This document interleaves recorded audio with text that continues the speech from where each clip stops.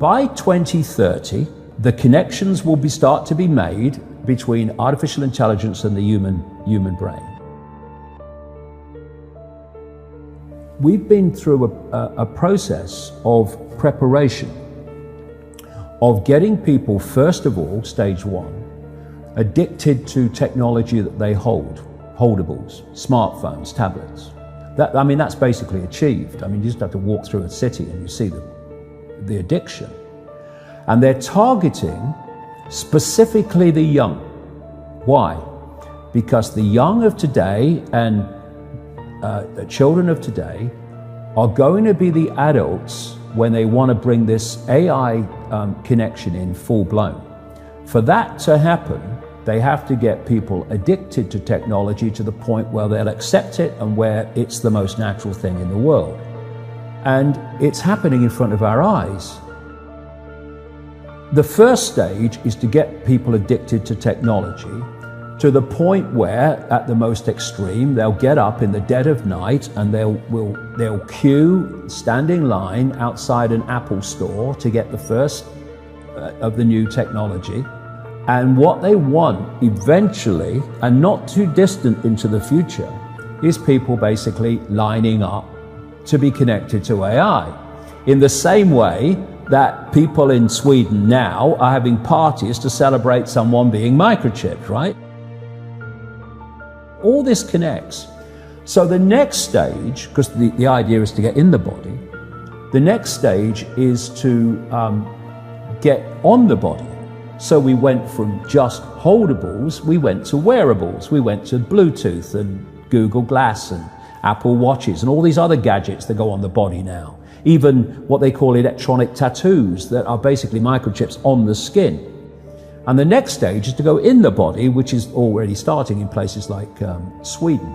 And people like Ray Kurzweil, who is a Google executive. Google and Facebook are really at the cutting edge of this stuff. People think it's a social media operation only or a search engine only. No. This whole Google group now, which is given the name Alphabet, are absolutely at the cutting edge of this whole AI technology. So is Amazon. Amazon's got contracts worth hundreds of millions of dollars with the CIA and the Pentagon for cloud services and stuff. Yeah, they have massive data services. Massive, yeah. The consumers don't see. So the idea is to take this on. And what Kurzweil is saying, and he claims an 80% success rate in his predictions of incoming technology and when it will come in. But, if you know when it's going to come in, then you've got a great chance of predicting it, haven't you? It's like, if you know when a stock market's going to fall because the people you are connected to are going to make it fall, well, you're going to get out just before it falls, and you're going to get in just before you know they're going to push it up. You don't have to be, Nostradamus if you know the script. This is the sales pitch, and this is why they're telling you. The sales pitch is, when we connect to artificial intelligence, we'll be superhuman. That's what the sales pitch is. That's his sales pitch. Right. That's going Siri, to be the sales pitch. Alexa, all these things. Yeah. What you've got is the idea that connect to AI and you'll become superhuman intelligent. No, you'll become subhuman intelligent. You'll become a vehicle for artificial intelligence. And whoever controls artificial intelligence will control the perceptions of every mind that it's connected to. If you're going to make a physical connection with AI, you're not going to do that on a mass scale until you've made a psychological connection. And there is a process, a psychological process, which is known as preemptive programming. Preemptive programming is this.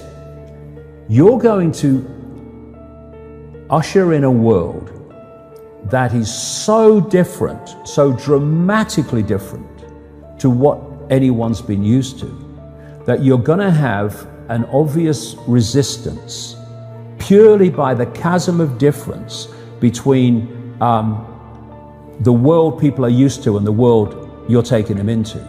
A resistance that says, hold on a minute, you want to do what? What?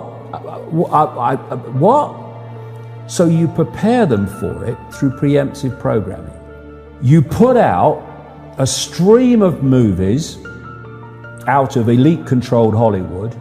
You put out television programs, you put out books, you put out all these things that basically portray the world you want to take people into.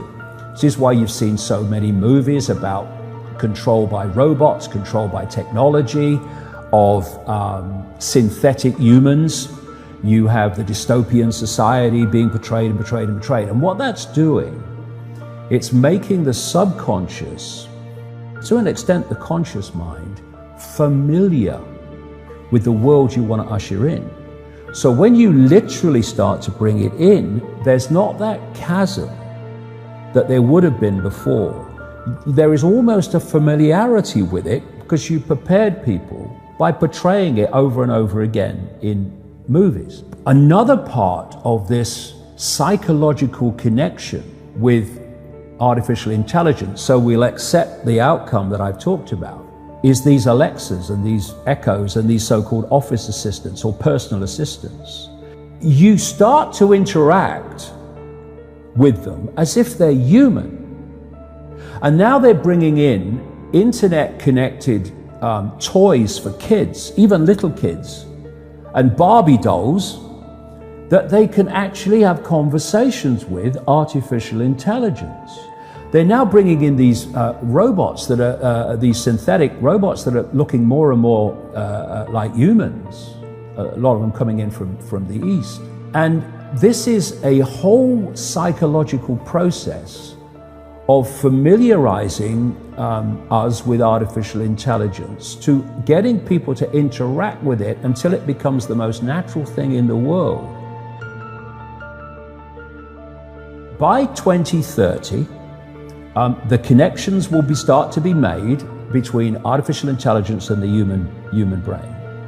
And the human brain will be connected to what he calls the cloud.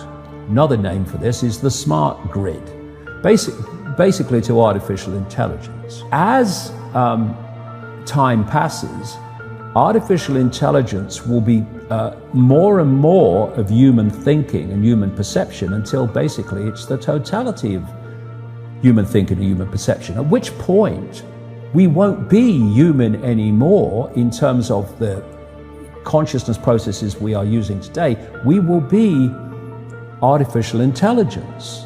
And this is the assimilation I'm talking about. If you are connecting the human mind to a grid, a global technological grid, that grid can be centrally controlled. It will take at the center point very, very few people to run it, and even fewer to decide how it's run.